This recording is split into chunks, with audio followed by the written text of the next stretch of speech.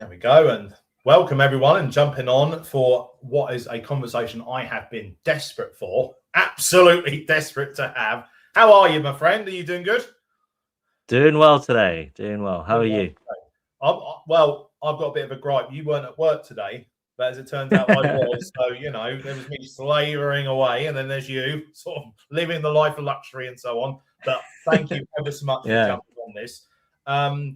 You have got a very interesting story, collection of stories, really, and also opinions and views, which I guess a lot of people are now starting to come round to, but obviously we still have those that hugely disagree with you entirely. By the way, speaking of which, with you and your haters and all that, now I know the sort of things that people get called when they have your persuasion and all that. And as I look at you, you don't look like a Nazi to me, mate. You look like what I was expecting a Nazi to look like. So what's going on there, mate? I mean, all those buzzwords, far-right extremists. I'm guessing part of it. I mean, it validates my existence. Far-right extremist, bigoted, fascist, Nazi. All on your headstone, mate. That's what it's going to be. It's like, yeah, I'm just a nice guy. Yeah. Might as well tattoo myself with a whole load of those. Yeah, why not? But you have to allow for extra room for all the extra words that they create after however long, you just so you can keep adding to it, like Islamophobe and so on like that. Just keep adding. Islamophobe. Yeah. That's the one. All right. Extreme right. Now, so let's touch upon, before we go into all the nuts and bolts of where we are in terms of Western society and whether it's the downfall of Western society, who knows, or whether this is the rebirth, perhaps. Let's talk about you more, because I think people really should get to know yourself a little bit more than perhaps they do. So, Tamer, I know about Hong Kong. So however you want to delve into your past, and happy to talk about, then let me know. So tell me about your upbringing. Yeah, sure. So I was born and raised in Hong Kong. So for you viewers, for those of you who don't know, Hong Kong was part of the British Empire. It was a British colony. And you can do your research into the history. But very quickly, Hong Kong came out of a kind of a tension between Britain, the British Empire, and China. During the 1800s, they went in with trading, commerce and trading goods. And it was to do with silver and other types of resources, until they came into conflict because the British ran out of silver to trade for the Chinese. They started smuggling in silver from the Chinese black market and was selling back opium to the Chinese black market as well, which that's why they call it the Opium Wars. It's a really interesting part of history. It's really kind of scumbaggery on the part of the British.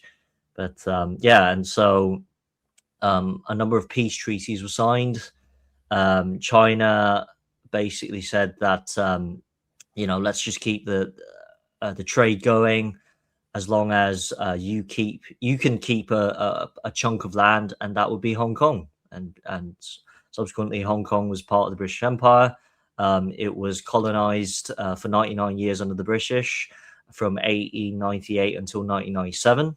1997 was when Margaret. I still remember in 1997. I remember because I'm old. I remember on the news watching the handing over of Hong Kong. Margaret Thatcher, and she went to China to sign the 50-year deal. But yeah, it's a really interesting part of history. But except for there were 5 years between 1940 and 45 when it was colonized by the Japanese. Hong Kong was annexed by the Japanese. They took it over, which is during the Japanese imperial empire. It was a very bloody part of history. But so when Hong Kong was handed over back to China, Margaret Thatcher signed a treaty that guaranteed Hong Kong would retain its liberal society, its parliamentary laws. There's a certain kind of parliamentary system in Hong Kong that's sort of similar to the British Parliament. It's universal suffrage, voting rights, democracy, and all of that, all the liberal stuff that goes along with kind of a democratized society. They would keep it for 50 years until 2047 before it is officially it officially becomes part of China. It's consumed by China, and nobody really knows what happens to Hong Kong post 2047.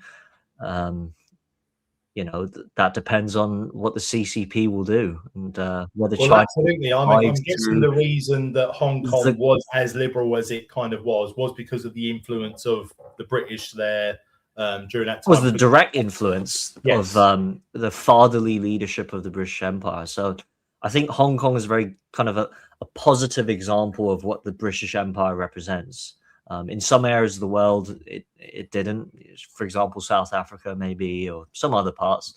But yeah, Hong Kong had a really good relationship with Britain, and so I was. So obviously, Hong Kong is kind of a black sheep, in terms of kind of international reputations.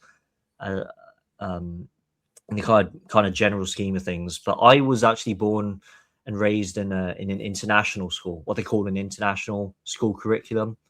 Right. My mother and father, they worked their socks off to afford me and my brother to be able to be educated in a kind of international school environment. And it was actually, it was called the English Schools Foundation in Hong Kong. So it was a collection of schools and academies that followed the traditional British school teaching style system. The curriculum was focused on not really the teacher in the middle or the lecturer sits in the middle lecturing in front of students. It's all about, there's a kind of a two-way reciprocal relationship between the classroom and the teacher. There's dialogue, there's interaction in the classroom. Students actually participate in the classroom activities, whichever subject it is, maths, English. And we were taught, it was really good. It was kind of quite high level type of education, I'd say, quite high quality education. I have a lot of gratitude for my mum and dad for, they were traders, I think, back in the day. They worked for some company. I think it was either Morgan Stanley or something to do with Lehman Brothers, pre-2008. Something to do with Lehman Brothers. I'm still not really sure what they actually did. And they thought that the best thing for you guys would be to go to this school as opposed to a different. Yeah, as opposed to public schools, the public sort of government subsidized school system was really quite crap. It was really kind of a factory based, kind of just like every other school in the world, really. It's quite kind of a lot of the curriculum is budgeted and all that. So I was my first language is English. In fact, it's the only language I speak. I was educated all my life through primary and secondary school in English, and as I said, I had a really good relationship with most of my teachers. I like the word most. Considering the fact that I was actually a very naughty child, I was a really, really troublemaker, kind of naughty kid, and just to be a bit self-flagellating, all naughty children are intelligent. I'm going to say that. I will say that. First, folks, you heard it here. They're just desperate to just be understood. That's all it is. Well, I mean, it's true. But I caused a lot of trouble back in my school years. I remember in year 4 in primary school, I almost got kicked out of my school because I was pissing off my teacher. I mean, he just about tolerated my day-to-day behavior in classroom. Almost set. I remember in secondary school, I almost set a chemistry lab on fire. I lit a match and threw it into a glass jug full of ethanol, which is that'll do it. Yeah. But, so what happened? Did I'm assuming it was very strong words with the parents, was it? Yeah, there was a faculty meeting with my parents and stuff. Nothing came about it. Like there was no fire or anything, but yeah, it was really bad. But this school that you went to, was it also kind of like an international school? So you had people from different places, or were they primarily? Yeah, it was. I call it a British school, but in essence, it was quite internationally based. They would allow students from all sorts of backgrounds, ethnicities. There are all sorts of skin colors, and people from different cultures. It's sort of like the what's the name of that school in London? That woman who came on Dan Wootton show. I Oh, forgot. is The it like the Michaela School. Montesano's? Yeah, the case. Yeah, yeah. Yeah, I the know. Michaela, sort of like that, but it wasn't as secular. So the Michaela School is they teach you a lot of secular, in a kind of secular fashion. Back then, we did learn about sort of history, World War One and Two. We learned about Christianity and different religions and stuff, but religion wasn't really instilled inside our school curriculum. Theology and all that, and spirituality, philosophy, it wasn't really embedded in our um, school curriculum, nor in Hong Kong culture. Hong Kong culture is quite secular in a way. My family weren't really raised, they didn't raise me at least, or my brother in a kind of religious, theological fashion. It was all very kind of liberal, live and let live. You're free to do whatever you want. Being a good human, I would imagine, just simple as that. Simply just be a good human and treat others as you wish to be treated. But yeah, in terms of the international kind of essence of our school curriculum, there were white kids, there were ginger kids, there were black kids, there were brown kids, there were the local Chinese Hong Kong kids as well. I never saw people their character, their personality, and base it off of their ethnicity. I never really actually understood. As kids, we're innocent. I was raised in that kind of environment. I never saw people as I never differentiated people in terms of color or really kind of religious or cultural, ethnicity related backgrounds. I had kind of one of those puppy love moments with girls and girls, vice versa, girls with boys. You'd see white kids having relationships with Asian kids and vice versa. I had interest in a ginger lady once. Another I had was a half Filipino, half Hong Kong Chinese. My first girlfriend in secondary school, she was half Filipino, half Hong Kong Chinese as well. So yeah, back then Hong Kong was a really kind of big and bustling city.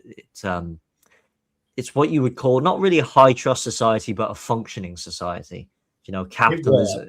Hong Kong really does represent that kind of free market capitalist society. Things are efficient. Public transport runs well. If there are issues, they get fixed within 24 hours. Unlike in Britain, it takes 1,000 gazillion years for roadworks to be completed. A supposed, top 7 nation or something like that, and we can't even get a road sorted out, let alone anything else. So exactly. But just out of curiosity, just as a quick side note, only because of my own ignorance and whatnot, Hong Kong, or the idea of Hong Kong, how does that sort of relate to Taiwan as well? Because obviously there's tensions with that as well. Are they similar? I can't really comment on that. Not because I don't know it, but I'm not really. It's not really part of my area of study. But I do know what. Yeah, I do know what Taiwan represents. I do know the history of Taiwan as well. It's they had relationships with the Chinese Communist Party, but we can talk about that later. Yeah. But Taiwan is an official country. Taiwan is a country, even though China doesn't recognize that. Even the Olympics don't recognize that, but it is officially a nation state. Whereas Hong Kong, it's not. It's really a city. It's a financial hub, and it's an asset of China.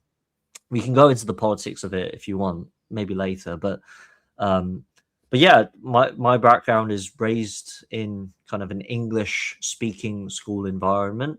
I have a lot of gratitude to the people involved in the school curriculum, my parents as well. My favorite one of my favorite authors was Roald Dahl. I love Roald Dahl. Charlie and the Chocolate Factory, James and the Giant Peach, The Witches. And then when I got into secondary school, late primary school, I started reading Anthony Horowitz, really good writer. Darren Shan, he's an Irish writer. He writes about vampires and demons and all that stuff. And I was always really interested in stories. I think what our school curriculum really taught us was to engage in compelling story writing and storytelling. I took a lot of interest in English, sort of English literature. We studied Shakespeare, so I took an interest in kind of Romeo and Juliet. They taught us about Macbeth, and there were different themes that were introduced in the kind of study of Shakespeare's works. And then later in secondary school, I took, well, all of us took GCSEs. So it follows the pattern of a British system. And actually, my school education system is far more advanced than the current school model in Britain right now. So it's, really quite odd. So when you was in this, roll when you forward. was growing up and in Hong Kong, and obviously with the school and all that, what sort of impressions were you being given on, I suppose, Britain, and also, I suppose, China as well, because of that's where you know where you were. Were you sort of being given impressions of what these nations were like or their people were like? Yeah, so we weren't actually not really taught that much on Chinese history, whether it's to do with retaining a certain political narrative within the whole education board. They didn't want us to know about the evils of the Chinese Communist Party, and maybe it might be a bit. They taught us about Nazi Germany. They taught us about World War I and the causes and what started it, but they never taught us about China, which I thought was quite disappointing. So I never really officially learned about China or any of Hong Kong's beginnings through my school system. I had to learn it all by myself when I reached the age of 18. In fact, when I came to London, that's when I came to the UK. When I moved to London, that's when I learned. I had to teach myself about China. But as for Britain, I think in primary school they did kind of teach us the history of British industry, the Industrial Revolution, and all that jazz, and it flowed through English literature as well. You know, the stories that we were taught about, Shakespeare and all that. But I think when I got into secondary school, I'm just talking about things in retrospect, because at the time when you're young, you don't realize. But it was in secondary school that I found that there was a pattern that emerged in our school system, in the way that they were teaching us, that somehow there is something that is fundamentally flawed about Western societies, particularly about America and the British Empire. Even in late primary school, in year 6, I was taught that what the British Empire did to India was horrible. They caused mass famines and genocides, and this gave rise to Mahatma Gandhi. And by the way, Gandhi is he's a kind of a terrorist, I will say. History is written by the victors, actually. So, just a note for everyone. It's not all black and white. Gandhi was not some peace loving. He's not all peace loving, just for argument's sake. But yeah, they taught us about South Africa as well. The apartheid state, and how Nelson Mandela was kind of framed him as a kind of a war hero, even though he's a terrorist as well, actual fact. But it was kind of, it wasn't really, I don't think we were indoctrinated, but it was instilled in us. There was something kind of flawed about the Western society, but at the same time, there was, you had to kind of appreciate other cultures or other societies that built great civilizations, like India, like South Africa, that challenged what they would call the oppressors at the time, being the British Empire or whatever white nation. So that I believe during my school years, there was that transitioning from traditional liberal education to a more kind of critical theory based, and we can talk about critical theory later if you want. But critical theory is very interesting. That's kind of a critical theory. That's the transitionary phase into critical theory based education of challenging the suppositions that Western civilization is so mighty and good and virtuous and all that. It's kind of that's when the topsy-turvy world that we now live in started to emerge. It was back in the early 2000s. Well, in all fairness, we're being reminded all the time that we should be paying our reparations for everything that happened in the past and so on, even though it has Yeah. nothing to do with us whatsoever. And I always find this funny because I always liken this to the Monty Python Holy Grail kind of film of what did the Romans ever do for us? But for us, it's what did the British Empire ever to do us? Well, they brought in democracy. Yeah, well, there is that. But what did they ever do for, and it just keeps going on and on, because what they also forget is, or they try and twist it, is that yes, there were a lot of things that happened that shouldn't have happened. And I don't think anyone is going to be able to sit here and say, no, we were completely, white clean all the way through. There were a lot of things that were incorrect, but there were also a lot of advancements that were made in all these places. And I mean, if we take India, for example, you only have to look at some of these people who are doing almost like where they're just traveling to India and they're just walking around with the cameras and things like that. And you see all these kind of ornate buildings and these palaces, almost like palaces, but large stately homes and then all that. Temples. Yeah, clearly at some point were obviously made during the empire and there would have been, opulent and so on. And now they're just covered in fences and just overgrown and everything. And it's kind of like, well, you've had the keys to the castle for however long, and this is what you've just let happen to it. Everything's just gone to shit, basically. And so I do find it a little bit hypocritical when they say, well, they did horrible things. Okay, well, how is your, democracy going? How is your medicine going? How is your sanitation going? How is it like? Are you still enjoying that, or do you want to give all that up? Because exactly, brought with you. I just find that amazing, and it's also something you said there, which I think kind of mirrors in my head, is when you said that they were kind of putting across the idea that the West is fundamentally broken and it comes with its essential evils as such. Because look at the empires and whatnot. You could say that's the same with the schools in the West at the minute, who are teaching this. Yeah, exactly. Yeah, and that's the transitioning from traditional liberal education to critical theory based education. But back in the days, I mean, all empires, all civilizations did a certain amount of evil. Yes. Nobody's exempt. Nobody was especially virtuous. I mean, even the Roman Catholic Church fell into corruption, and that birthed the Protestant Reformation. There's a reason for everything. But yeah, on the whole, the British Empire did more good for the world than any other empire, I suppose. I mean, even the Spanish and the Portuguese, the Dutch, they were particularly what you would call mercantilistic. They'd kind of, especially Spain and Portugal, they'd go to a piece of land or a country, they'd sort of dig for resources, dig for gold, and then take it back for, personal use. They never really invested. In some ways they did invest, but in most cases they didn't really invest in the infrastructure of the land. Whereas the British Empire, they did things very differently. They actually did more to, in some cases, well, in most cases actually, they worked to preserve a lot of the cultures and traditions that they colonized. India being a good example, and a lot of other countries. But and that's why the British Museum exists. It's to preserve all of these, sculptures and works of art that people can appreciate. If you returned it back for the sake of reparation, if you returned it back to their source, they'd just be, I don't know, either knocked down or someone would steal it. I mean, back in the days, all you hear is like, these are stolen items. They should be returned to where they come from. We all look after it. I'm sure you will. And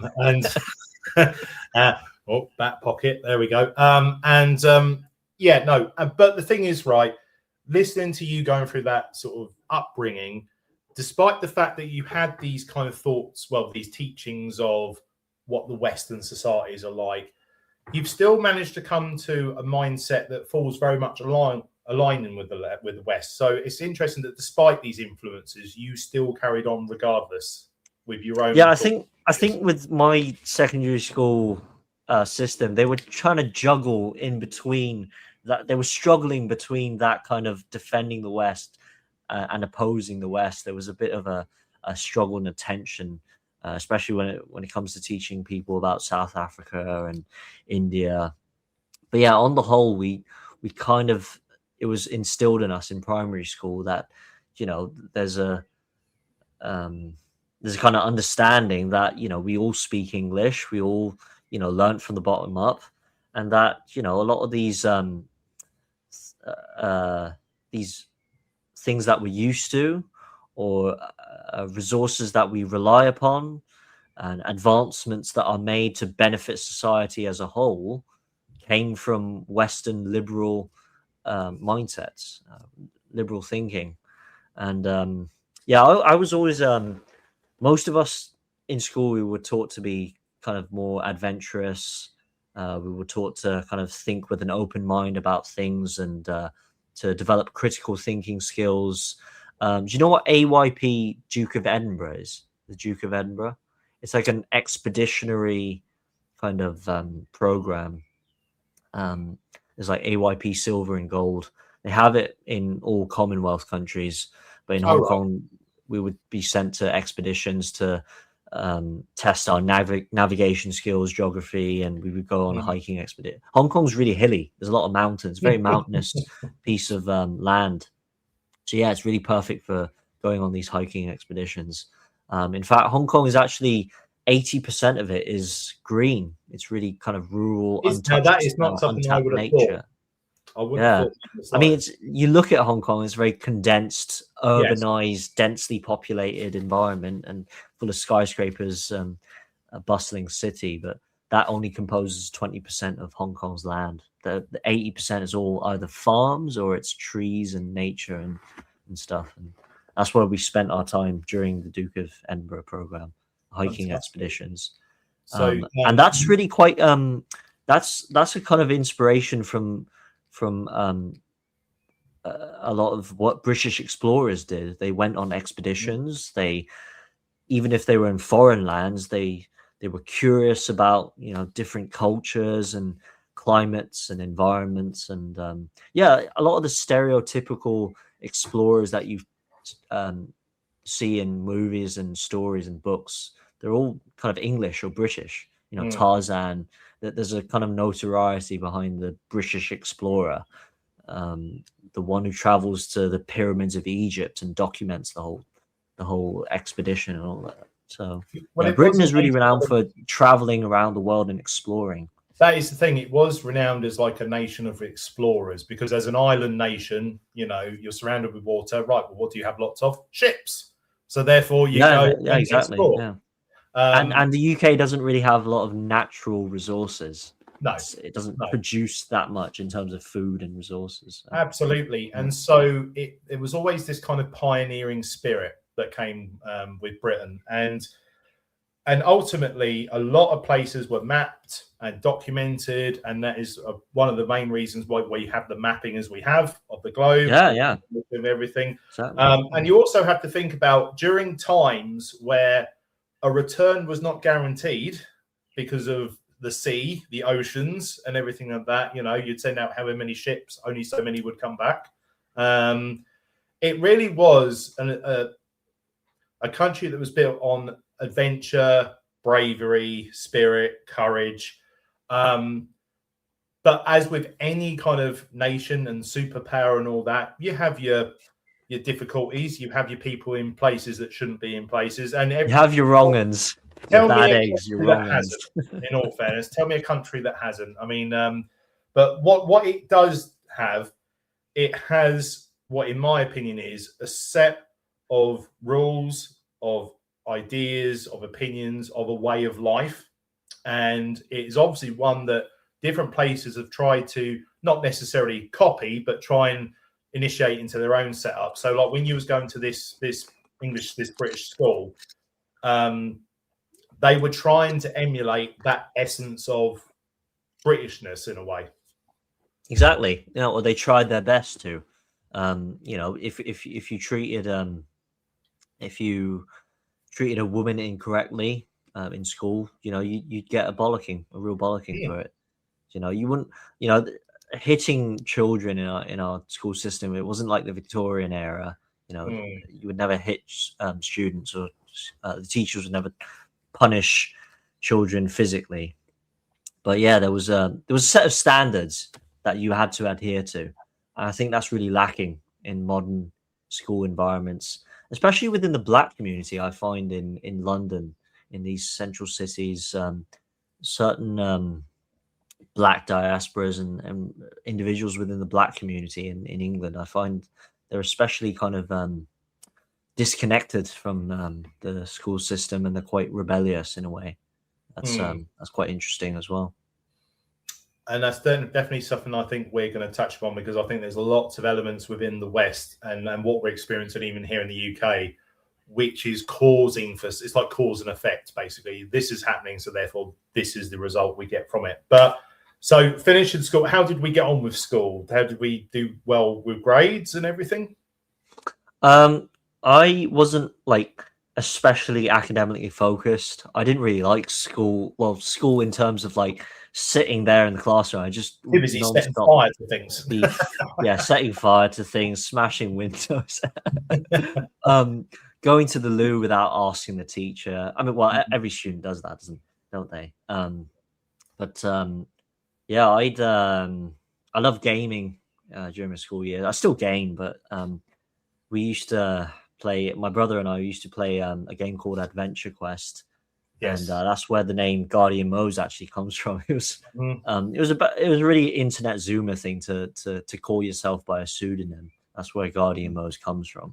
It's a kind of a pseudonym. All Zoomers know about this, but yeah, I was into gaming. I was into stories and reading books and stuff. And in secondary school, I got into the Chronicles of Narnia, C.S. Lewis, Lord of the Rings. Brilliant stories, brilliant authors. Philip Pullman's a really good one.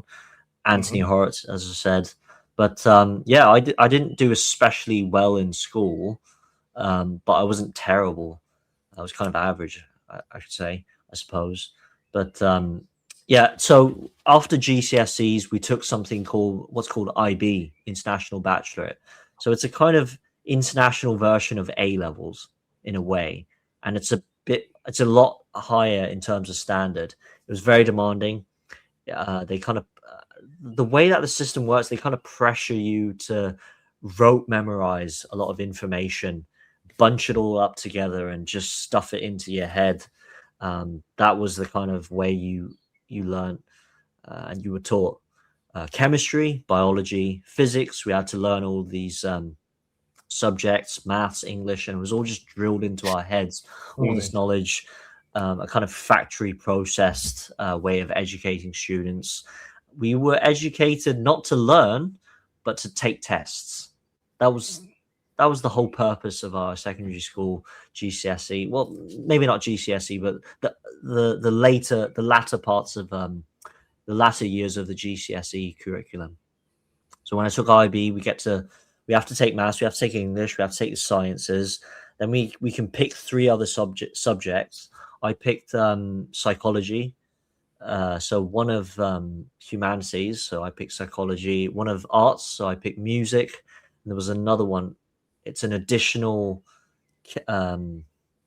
science subject. I think it was biology I took. But yeah, I was really interested in music. I used to produce music myself, so classical music and all that. But I fell out of that. But yeah, we learned about the history of the evolution from Baroque music into classical, and then eventually into romantic music, and even music from other countries as well. Psychology I was very interested in. So when it came to university, I was one of the only students in my class who didn't actually take university, because my mum, she couldn't afford it. Oh, okay. My mum and dad, they couldn't afford me. They could afford my brother to go to uni. He studied in Chicago. He went to the University of Chicago. Favorite child. Yeah. The elder ones are always the favorite ones. He studied, I think it was sociology and English literature, I believe, in Chicago. My brother really likes Chicago.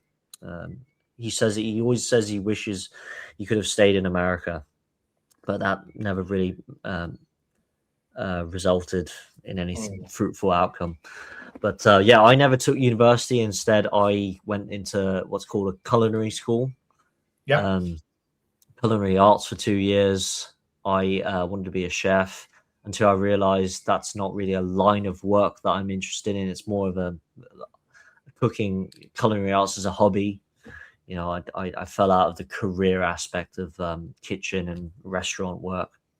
What So that then, sounds to me is it sounds to me you're very similar to me in the respect of I don't really know what I want to do. I'm sort of yeah, dipping my toes basically, in things. yeah, Very it's much dipping the my same. toes into Yeah. multiple areas. I was always like that, to be honest. Hmm. I'm quite high in trait openness, if you know what openness represents. But yeah, Mhm. a lot of people with high openness tend to they're a jack of all trades but a master of none. They don't really focus in on or hone in onto one particular area or subject. But yeah, so after the culinary school, I started pondering. I worked at I think it was a beach club or a bar or something. I worked there for 2 years, I think. Gained a bit of job experience in hospitality and kind of front of house customer service within a restaurant, kind of a hospitality background. And then my parents kind of urged me to actually move to the UK and just to broaden my horizons, go for better job opportunities. Sorry, I was just like, can you just leave the country? Can you Can you, go to a yeah, different can you just? country, please? I'm sick of you. We've raised you for what 20 years already. And Just then get they out send of you our here, lives. of all places, not the Bahamas or anywhere like that. You come for Exactly. Yeah. Why come to this miserable part of the world? But yeah, one thing I forgot to mention was I was born with a British passport. So not all Hong Kongers are born with a British passport. Um, what happened was my dad, before mom and dad got married, my father he applied for some kind of program where the British um, authorities I think they had this rollout program for a limited period for about I think 100,000, something around 100,000 Hong Kongers could apply for British citizenship for their children as well. Applied for their children, um, as long as you met certain criteria. I don't know what the criteria is, but my dad applied for it. He got a British passport, and it applies to his children as well. Oh, But it wow. doesn't apply to his spouse. So my mother doesn't have one. So my brother has a British passport. I have a British passport from birth. So having that kind of background, I think having a British passport, I was always quite curious as to why that happened. So I always did kind of a bit of background research into my later adult years. I did research into how Hong Kong was birthed and what the British did in relationship to China and how Hong Kong was governed under British colonialism. And yeah, I did a lot of research into that. And so I don't see it as a right to have a British passport. I just see it as a privilege. You know, I'm privileged Hmm. with just having been born with one. So with my British passport, I can legally live and work here in the UK. No, no limits. I'm just treated the same as you and all the rest of the other native-born Brits. Whether that's right or wrong, that's up to the viewers. But yeah, so that's the reason why I moved to the UK. It wasn't really out of convenience. It was just to really kind of I moved here just for really sensible reasons, for just to broaden my horizons, as I said.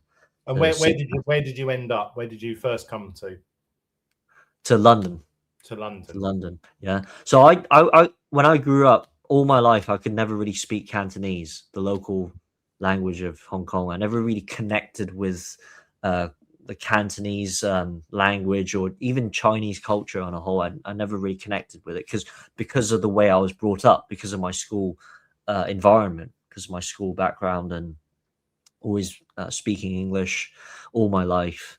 So as a result of that, it's quite easy to assimilate someone like me into British culture or any Western society, as opposed to Muhammad or Well, Jamal or yeah, someone and I guess the who thing is, comes from even fucking even though you was in this, New Delhi.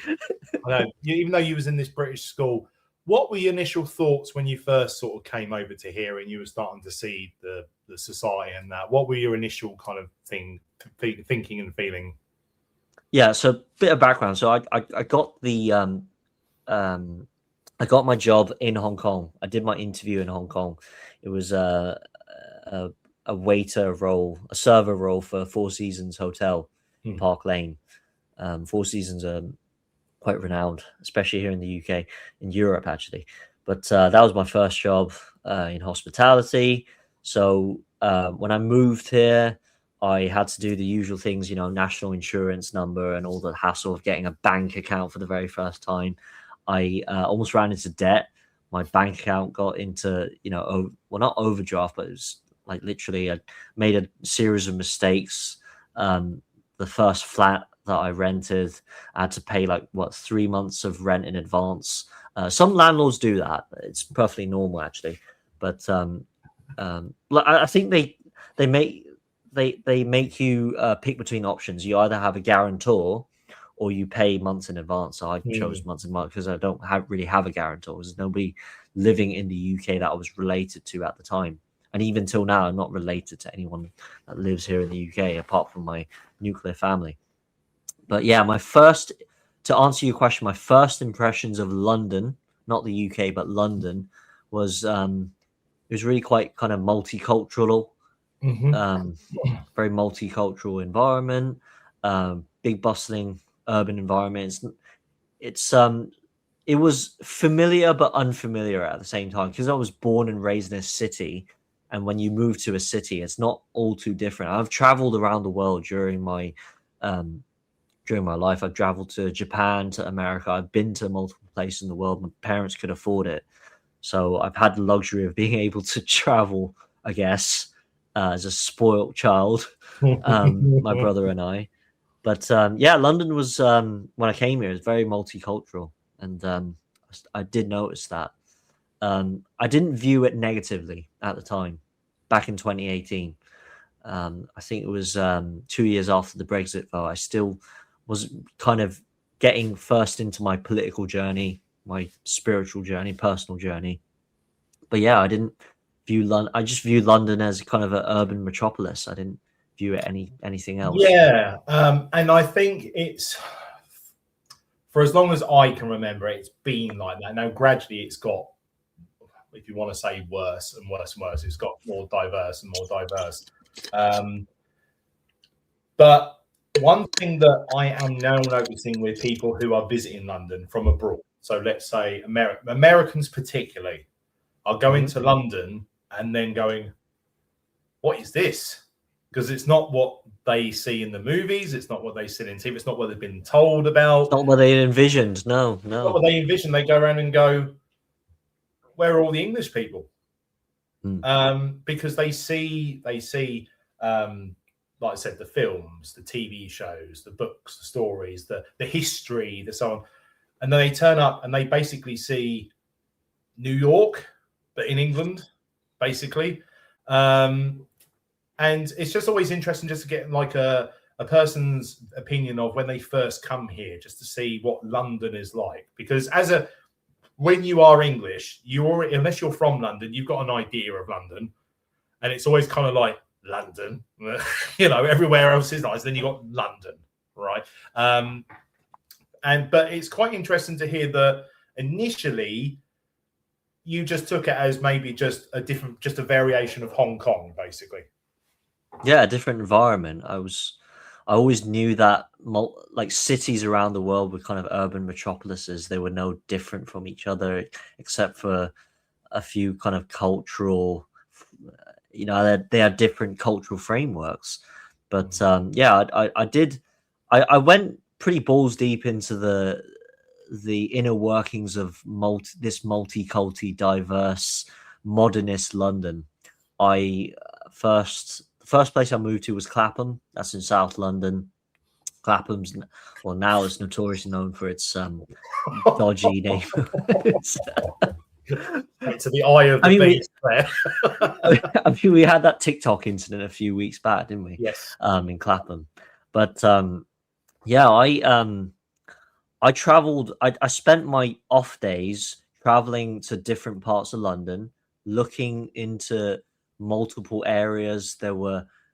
I did subconsciously notice that different parts of London or different areas within London, they hold various ethnic enclaves. So Brixton was known for its kind of Afro-Caribbean Yes. peoples, and then there was a Jewish area, particularly in Golders Green or East London. East London was also known for its African community, Caribbean community, and then in North London, it was a mix of everything, really. There were the white liberal communities as well, the kind of Karen communities. Yeah, but West London is more white than the other parts of London. But yeah, it's a real mix. London is kind of a mixed bag. It's not really. I wouldn't call it a melting pot. It's more of a segregated cluster of ethnic enclaves. I did subconsciously notice that, and I didn't really connect to it very well. I didn't like London. In fact, I still don't like it. That's why I moved out. The thing is, I think what you probably then noticed, if you can, like you said about the school you went to, you had a variety of different ethnicities and appearances and all that, but you all gelled together, and you all we interacted really well. Like there was no real overt racism. Like even like puppy love, or students, kids kissing despite their racial, ethnic background. It didn't really matter. We all just got on together. And yet you came to London, and yet there's just segregation and and I came to London. I was just really shocked. Like nobody's really interacting with each other harmoniously. I saw a lot of conflicts and fights break out on the streets for no apparent reason. It was a really shithole. Already when I came, well, now it's an even bigger shithole than it was when I came. But it's really gone downhill ever since 2020. But I did notice the lack of standards. I think back in Hong Kong, things were organized. When you went through what we call the equivalent of the tube is the MTR, the motor transit railway system, or whatever. It's public transport for Hong Kong. Everything's clean. There's no pollution or littering. If you litter, you could be fined up to 1,000 Hong Kong dollars. Hong Kong has its own currency, by the way. But everything was nice and efficient and organized and clean, and there was a kind of a social harmony. Even though Hong Kong people are notoriously rude and disrespectful, they're known for being lacking in manners. But there was a kind of social harmony. People kind of recognized that either from along the lines of peer pressure or society as a whole, we recognized that there was a level of behavioral standards that you adhered to. And that's something that's completely lacking in these multicultural cities or metropolises. Well, I am thinking about making an exceedingly large amount of money off of a new form of X-rated material, which I'm going to be calling civilized society porn.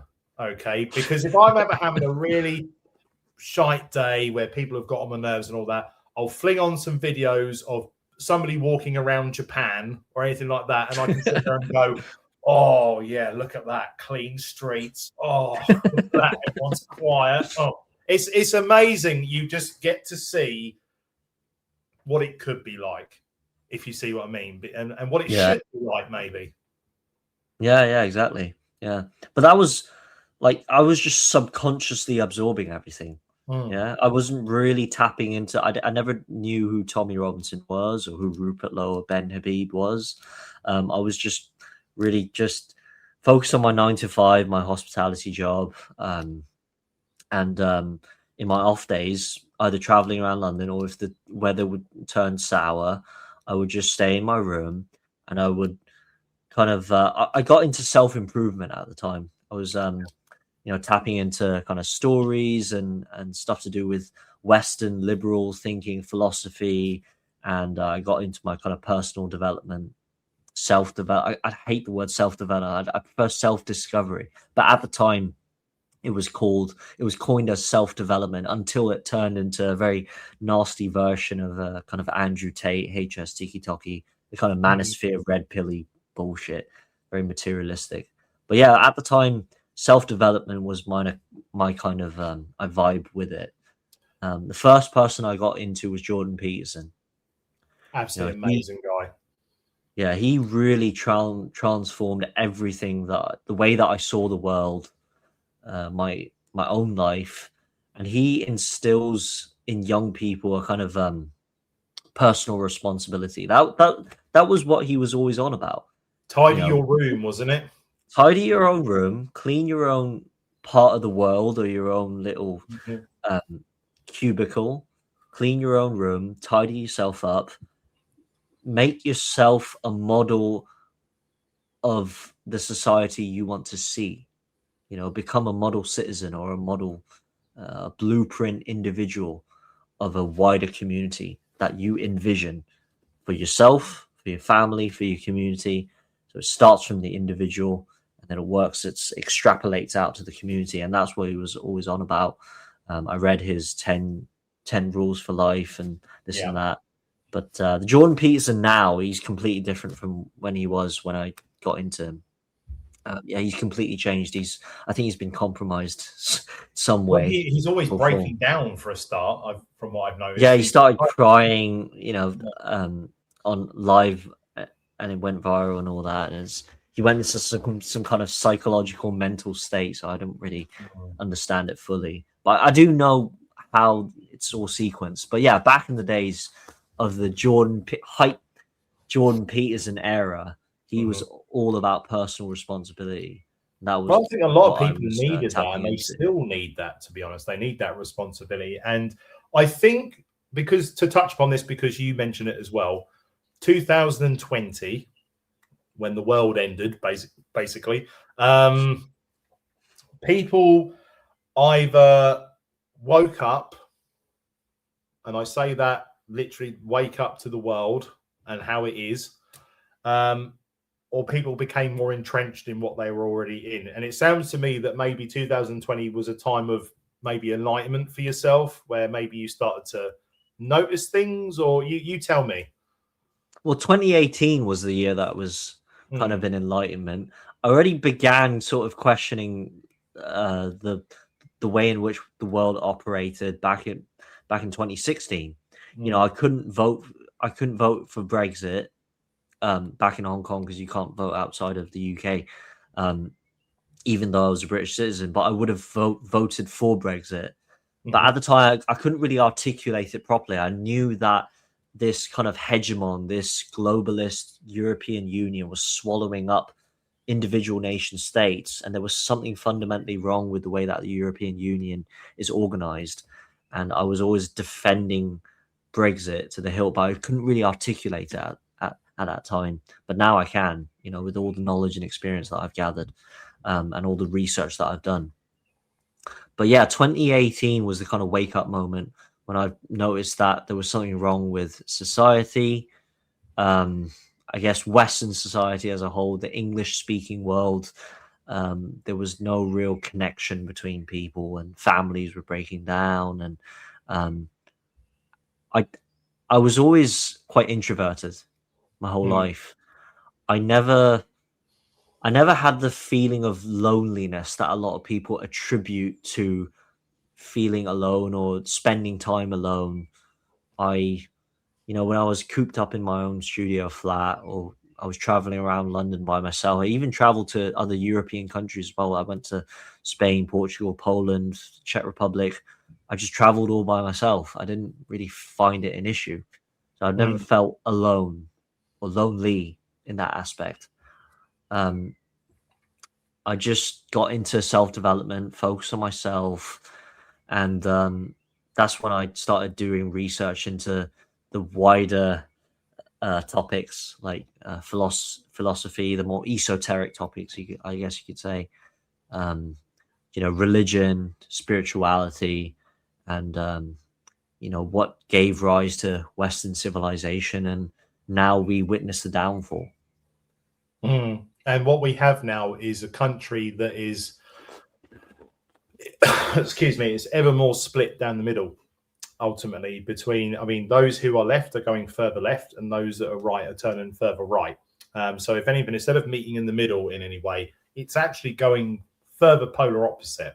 And I guess the thing is that when you've got a society that's like that, can it be sewn back together? Is there any, or does something monumental have to happen for that to be allowed to happen?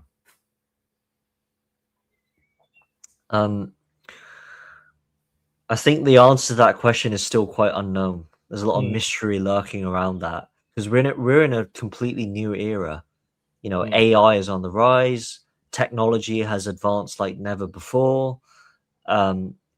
Absolute poverty has been completely eliminated in Western society. You know, there's a difference between poverty and absolute poverty. Yes. You know, there is poverty in countries like the UK and France, but there's no absolute poverty. Absolute poverty as in the four things that human beings all rely on: food, shelter, fire being resources, and water, clean water. None of us are incapable of gathering those four, or none of us are kind of lacking in those four resources. Nobody lives in absolute poverty in Western society as a result of the development of capitalism. I'm not defending capitalism, by the way. I'm just describing the sequence of events. But yeah, the answer to your question is really, there's quite a lot of a mystery to it. You know, how do we sew the pieces together and form a homogeneous, harmonious society, and whether Western civilization can be rebirthed? You know, we can already diagnose the problems, and we know the cause. We sort of know the causes of it, but as to the cure for this downfall, it's still quite, even I don't really know what the true answer is. But I guess what I would say, what my worldview is to return back to a Christian civilization. I'm really kind of a Christendom traditionalist. You know, I throughout my personal journey, I got into Christianity. I picked up my Bible, started reading it, and with my background of you know, submerging myself into compelling stories, I was really quite captivated by the Christian story of Christ, and the history of Christian civilization. I tapped into that kind of era of the Roman Catholic Church that spread its wings, and it's separated out from the Eastern Orthodox, and it eventually turns into a Protestant Reformation. Then we have the beginnings of scientific enlightenment. But on the whole, I think even though I don't have the true answer to the problems that we're now facing with, I can definitely tell you what the diagnosis or the problems that have led to the downfall of Western civilization are. And speaking of that, what would you say are the main issues that this, if we, I mean, we can, not the main issues. I think what's important is to outline the causes, right? So there's a real combination of multiple, it's a really multifaceted phenomenon. What's caused the downfall of Western civilization is a culmination of different things, of historical events and time periods. And it depends on which kind of rabbit hole you want to go into, whether it be spiritual, whether it be esoteric, philosophical, or political, or economic, or cultural. There's lots of different factors that go into play. But I guess the three main things I could outline would be what's called decadence. It's a phenomenon called decadence. I'm not sure if you heard of it. The decline of Christianity, spiritual, cultural, historical, and the rise of liberalism. Okay. So all of them, they kind of work simultaneously. They work in tandem with each other. And in other ways, they're kind of tangential. But the best way I can explain decadence is all societies, all civilizations have gone through a period of decadence. And this is a period in Western civilization that we're going through.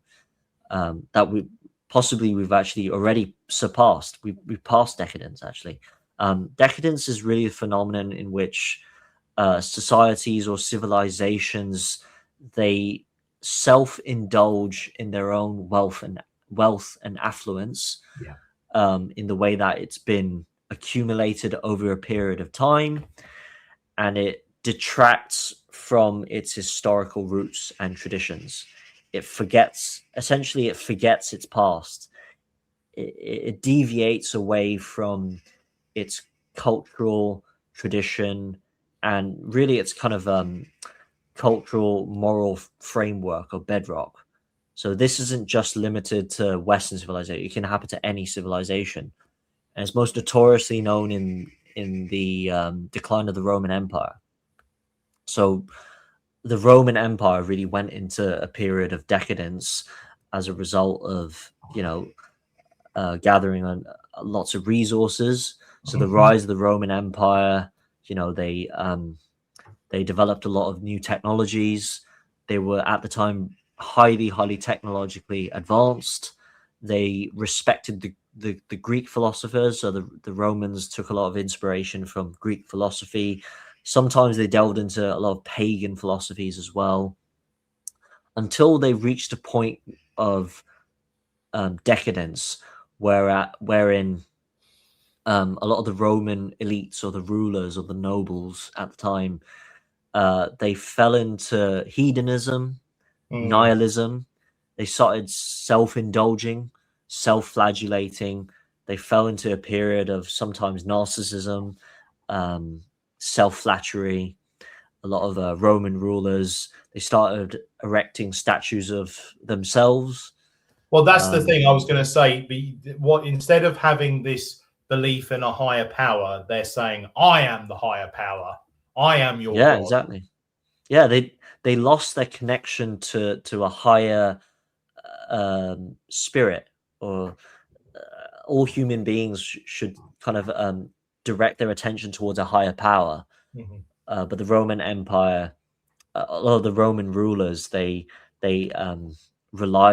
depended on man, on human beings to be that fulfilled. They essentially deify themselves. They turn themselves into their own gods, and they deviated away from cultural historical tradition. So they erected statues of themselves. They would compete on what kind of the most exotic animals they could hunt and gather and eat: peacocks, pheasants, and different exotic animals. They would erect statues and monuments of snakes, of exotic animals, and other very strange, weird, like a weird combination of animals as well. So yeah, that was decadence in the Roman era. In other examples, we see it in Indian civilization, in China as well, in ancient China. I'm not sure if you're familiar with the Song dynasty in China. No, I'm not actually. So back in the days, China, during the Song dynasty, they fell into a kind of a period of weakness. So the rulers didn't really manage to govern China very well, and so China kept being invaded by, I think it was the descendant of Genghis Khan. I think it was the grandson of Genghis Khan, Kublai Khan, the Mongol barbarians, the invaders. They invaded China, and what happened was, because China fell into such a prolonged period of decadence, instead of actually funding resources and time and money and manpower into defending the frontier of China and defending themselves against the Mongol invaders, they started writing poems, Confucian poems, about how they wanted to liberate China from the Mongol invaders. So they kind of fell into poetry and fictitious. Hello? Yeah, hello, I'm here. Yeah. Can you hear me? Yeah, I can hear you. I think I've frozen. You have frozen. Yeah, okay. Right, I'll continue speaking. But That's yeah, right. yeah, they developed sort of Confucian stories and poems that were completely sort of detached from reality. So that's essentially what decadence is you detach from reality in the pursuit of something that's very hedonistic and self-indulgent. Same with India as well. When uh, Indian tribes and the I think the rulers of of of of the Hindu civilization, they fell under decadence. They were being invaded by the Mughals. I believe that it's called the Mughal Empire, the Muslim invaders. And so instead of actually, again, funding manpower and resources into repelling the Mughal Empire and the Muslim invaders, they started erecting Hindu temples to please the gods. So they were completely detached from reality. Yeah. So what So do they say? that's They say, good times create weak men, as they say. Yeah, exactly. Yeah. Absolutely. Yeah. Too much of this wealth and affluence, too much of these good times, they produce weak mentalities and weak men. That's the result of decadence. So I'm still frozen, but no, you're absolutely fine. I can still hear you because what I think back to is the Blitz, and all people ever talk about was Britain's spirit during that time. Okay, because it was hard times. We were under attack by the Germans. People were on rations, and people still got on with it. And if anything, it made people tighter. It made communities tighter. It made people care for one another. And so that kind of feeds into that idea of, well, if you've got, difficult times, it creates better people, in all fairness, and great and stronger communities. Yeah, exactly. And I think the fall of Western man is really to do with the rise of the Industrial Revolution as well. The increase of technology and how everything's so convenient, and the rise of smartphones and all of that. We don't feel the need to do challenging things. Everything's at our fingertips. Everything's so easy and convenient, and you can do things so simply.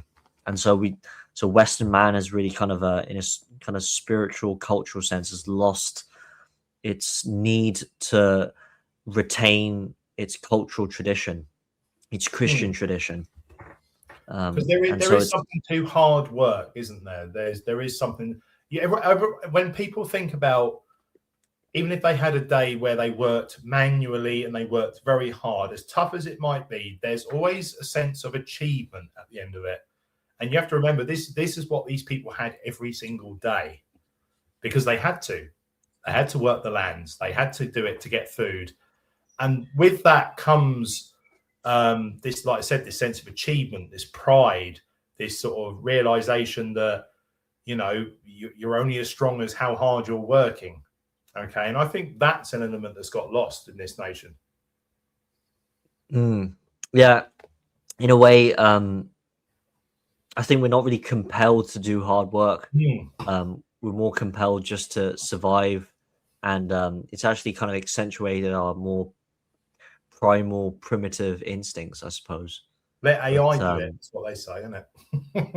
Yeah. With the rise of AI, it's quite scary, actually. It's kind of dystopian in a way that they can figure things out easily for us. You don't have to write pieces of literature or write an essay or dissertation. You just rely on technology and AI. It's all about ease and convenience. One thing I do want to just to touch on something very quickly. Sure. As a result of decadence, societies naturally become more laissez-faire, lazy, self-indulgent, boisterous sometimes, and arrogant. A lot of French culture is quite arrogant and decadent. I find, but absolutely. It can apply to any culture. No culture is exempt. But historically, mostly it was India and China that fell into very prolonged periods of decadence. Very, very prolonged periods of decadence. it takes an awful lot for people to summon up the energy and the effort to participate in something. And there is something, obviously, we're touching upon today, which is this Unite the Kingdom March, which, although by the time this recording has gone out, it would have already been and gone. And fingers crossed, everybody's okay. You said to me you're attending it. Why do you think so many people are looking to attend this and to participate in this? What is it about this that has got people out of that decadent laissez-faire style kind of society and are actually putting their feet on the ground and going to this? I think it's a real consequence of what a kind of pseudo tyrannical state has resulted in. You know, the people aren't stupid. When you piss farmers off, when you when people's energy bills are affected, when people's food is affected, and even, you know, certain family laws, taxes are applied, inheritance tax, people's livelihoods are impacted, you're naturally going to see a very kind of fiery reaction from the people. And so this has what resulted in Tommy Robinson's gatherings.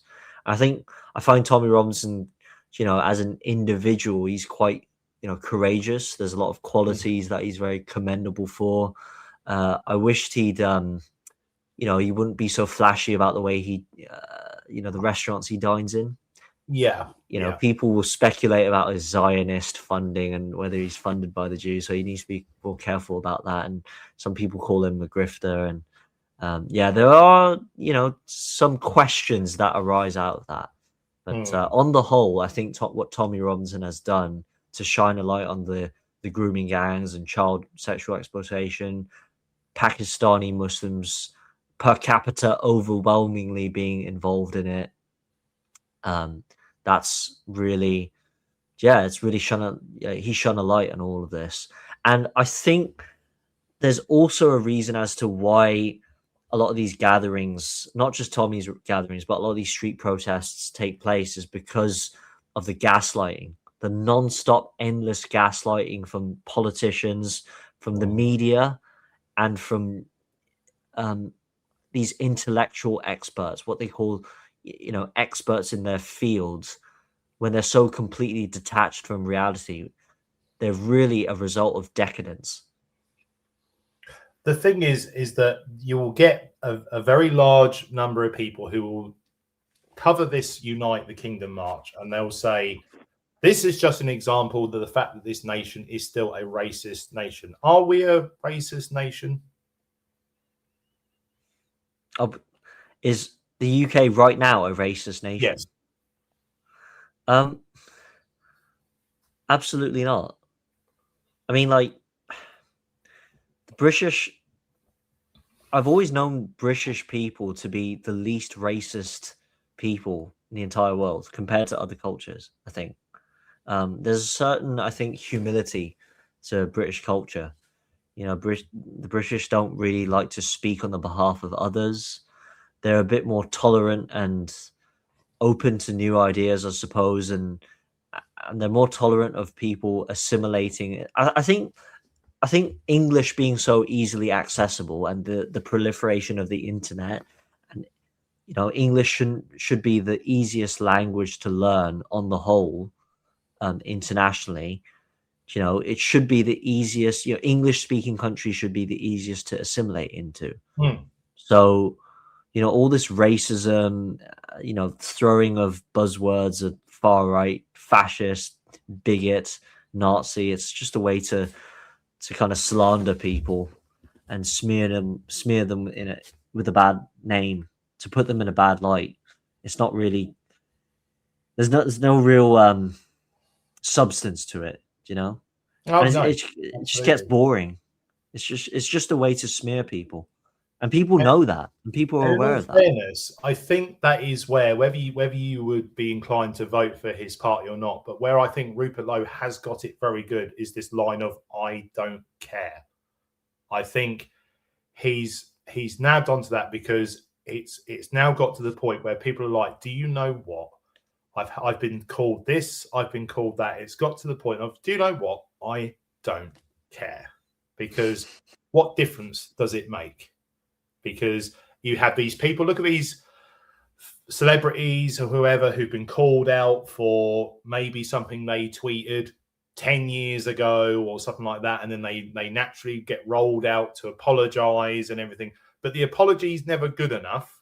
They're always made to suffer more. So has it perhaps part of the reason this is doing so well, this Unite the Kingdom thing, is that people have got to the part now where it's like, I don't care? Yeah, there's a sense of pride in some of these people, in the protesters. They're proud of being English or British, proud of their heritage, and part of that I think is quite virtuous and commendable. I guess that I don't care sentiment from Rupert Lowe and a lot of supporters, not just Restore Britain, but a lot of the supporters on this whole nationalist movement are basically, this is the result of people being fed up, of being gaslit, of being told lies. So literally, this is the reaction of normal, everyday human beings. Even in a workplace, if you're being bullied or mistreated over numerous occasions over a prolonged period, there will come a point when you snap and you say to your boss, like, no, I don't care what you say, do not treat me this way, or else I will either leave the country and leave you to sort out your mess, or we sort things out. But this I don't care sentiment is really quite natural, I think. I wouldn't say it's needed or necessary, but I think it's very natural, and it follows a sequence of events. One thing I am a bit concerned about, mate, and hopefully by the time this video comes out, it would be an unnecessary worry from me, is this idea that obviously we've got the Unite the Kingdom rally on Saturday, but then we've also got a pro-Palestine march on the same day. And by the way, we've also got the FA Cup final. I'll tell you what, who planned this? I have no idea. Who decided to put these all on the same date in London? Yeah. But it's the worry in me and the worry for people like you of what's going to happen. Because do I entrust the Met to be able to not perhaps agitate things or do things to maybe cause a few issues and all that? I guess what I'm saying is I'm a bit worried about what might happen, because it's getting more and more tinderbox all the time. Is this something that you're concerned? I mean, I know you're going, but are you concerned about it at all? So before I answer that, I have to ask you, have you attended any other Tommy Rollins, like previous rallies? No, I wanted to go to both of these, but for reasons outside of my control, I've not been able to. But it's just that the only reason I ask is that I would hate to think for something to happen. That's all. Okay. Yeah. So I've been to all of the rallies, all of Tommy's rallies. Yeah, ever since the 1st of June last year. I think it was 2024. But the only conflicts I could see were mini scuffles and all that. There's no one side versus the other mega fighting going on. I think the last rally that I went to there was a lot of disorganization. My brother and I, we couldn't make it across the bridge. So we ended up being corralled by the police. We tried to find an alternative route, and then we ended up right in the beating heart of the pro stand up for racism. Yes, I was aware racism march. And that ended up in some kind of fight and conflict, but it wasn't all fists out or anything. Someone did throw a Molotov cocktail. And it was literally 20 yards away from me. But that's what happens in these street protests. Sometimes they do break out. You see it on camera, it looks quite graphic, but when you're in the presence of them, it can feel quite scary and intimidating. Well, that's why I was saying, because there were others who were very similar to you. They were unable to cross the bridge, and they kind of got bottlenecked into this area near where the counter protest was, and the general consensus I got was that it felt deliberate. Whether it was or not is a different matter, but they said it felt deliberate on behalf of the Met that they weren't allowed to cross. Because why would you put these people together unless you wanted to cause some agitation? Yeah, some people say that, the bridge couldn't really take on the weight of that number of Mm, people crossing. Yeah, potentially, but still, I don't really trust the police in the way that they were bottlenecking us and dragging us all the way to the pro stand up for rapism, mm, plasticine marches, mhm. and yeah, I don't trust the police at all. Some of the people involved in there were really the attitudes were bad, and quite rude. And I believe that there are infiltrators who pretend to be on our side as Yes. well. I have, Yeah. without a shadow of a doubt, there are infiltrators and people that are kind of you know have nefarious purposes, I suppose, Mm. um, who are used to hijack these kinds of events. Yeah.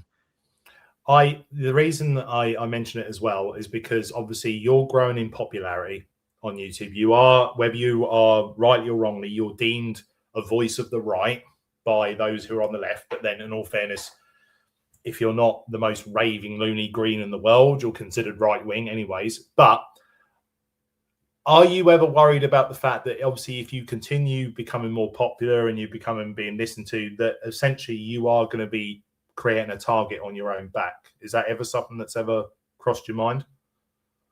Yeah, so I have to correct you on a detail about the right and left thing, but Mm, I'll talk about that later. But as in regards to like threats, the way I started this channel, the reason why I put up a pseudonym instead of my real name was to back back when I was making this YouTube channel, I saw Maya Tusi, the citizen journalist. He got mhm, death threats and mhm. people were sending him photos of his own property, and so I got a bit intimidated by that. So I used a pseudonym, and even Jared is not my real name. It's Yeah. more to redirect people and to confuse people. So yeah, Mhm, I take these safety precautions and measures.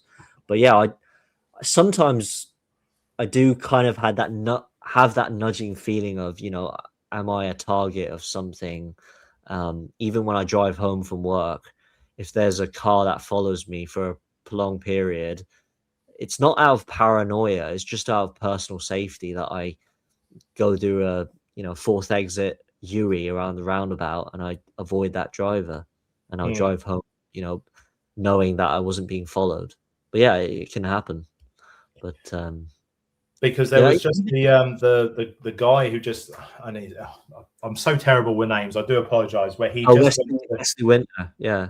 yeah, where he's just been to Paris and got attacked Yeah, by Antifa there, he got completely fucking mashed beat up. up, tossed around like a punching bag. Yeah. Yeah, It was absolutely. shocking, really shocking. Yeah. Yeah, but it just Shocking. goes to show the levels that people are willing to go to, and that is and I don't want that to ever be a case of people say, right, well, I'm never going to be able to do anything again just because that might happen. But I guess it's like, are people really aware of that? Actually, this could potentially happen. Mm. Well, when you're in the thick of it, you have to prepare for it. Mm, But yeah, just stick to stick to each other like a group of sardines. That's what I'd say. mm. Power in numbers. This last time we had, I'd say, a minimum of 1 million people, and I didn't feel No, there was unsafe. only 100,000, wasn't there?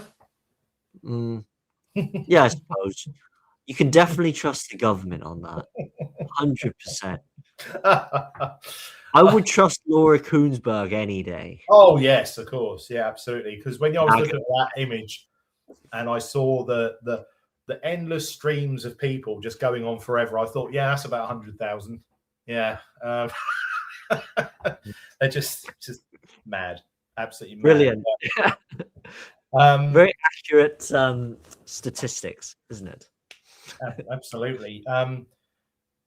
One thing that might also add a little bit of spice, maybe, to the events. King Charles's speech, which he for some reason decided to bestow upon the country, just to niggle a little bit more. What was your take of it? I think the king is just in a position of compromising and bending the knee to the WEF, the Oh globalist yes. Oh yeah. infrastructure. You know, he has no authority whatsoever. He probably knows it. He's probably conscious of it, Yeah. and he's an absolute coward. That's it. Full Mm, stop. Really, it's just horrible to see such an ancient tradition that is passed on. You know, the royal family, and that they represent, you know, an authority. They own this country and its subjects and its servants, and we're servants of the crown. Police officers are servants of the crown, and none of this is reflected in modern day Britain. mm, And you know, yeah, it's a real shame because you know this separation of powers in Britain, it goes long back. You know, separation of church and state. That you know, when people in troubling times, people can depend on, say, if the government shafts them, then they can depend on the Church of England or the royal family or different authorities. Or when the church goes corrupt, they can depend on the government and vice versa. mm, But now everyone is in cahoots with each other. You know, this is this whole establishment blob, and it seeps into every facet of society. That's the most disturbing part. mm. Um, I think we've run out of time in this video to actually go in. I really wanted to explain to you like all the research that I've done to go into what's actually caused it, but we'd have to do it in a future episode because Yeah, absolutely. all of I'm this more stuff, than happy to have it's you on. really, if you really want to go into that rabbit hole, it's really nefarious. The kind of the um the development of the Fabian Society, how communism managed to spread, the Soviet Mm. Union, the atrocities of the Chinese Communist Party, Cambodia, Vietnam, Ho Chi Minh, all of this stuff, you know, it's all related. It's all related. Absolutely. And the question, the pinpoint question that I want to ask you, because I'd love to get your opinion on this. King Charles, do you think he has actually converted to Islam? Yes and no. It's a real difficult question. I think he's piggybacking off of Islam just to curry favor to the present, you know, winning side, the more muscular side, when he's really just a puppet of the WEF globalist project. So yes Mm, and no, I suppose. He's trying to play both sides of the conflict, but it's not really working out for him. absolutely. If you want to ask me, like personally, if King Charles has personally converted to Islam, um, I think possibly, yeah. It seems like it. It seems Maybe like out of, I think maybe out of naivety more mm. than anything nefarious. It's out of naivety. It's out of suicidal kind of empathy. And there is something to the phrase of posh and stupid as well. I think there's a sort of this looks like a very nice, interesting thing to get into without actually really understanding it as well, if you see what I Well, mean. that's suicidal empathy in a nutshell. Yes. The kind of Yeah. Rory Stewart Piers moron type, Yes. kind of posh, white liberal, kind of upper class, snobbish, that kind of sentiment. Mm. But yeah, it Let me plays a tell you role. about something that I think was quite interesting for me to watch. Was this? I don't know if you saw it for yourself. This BBC video that they put out about dogs. Have we got too much of a love for dogs in this country? Did you see this? Yes, I think I saw snippets of it. Yeah. Yeah. Because immediately the nation went, why? Why have we suddenly focused on this? Because we know there's a religion that has an issue with dogs. But there is one thing that you can say as an Englishman that the English love are their animals and their children. Okay. We're a little bit about everything else, but if anything happens to animals, anything happens to children, we tend to get very fired up. Okay.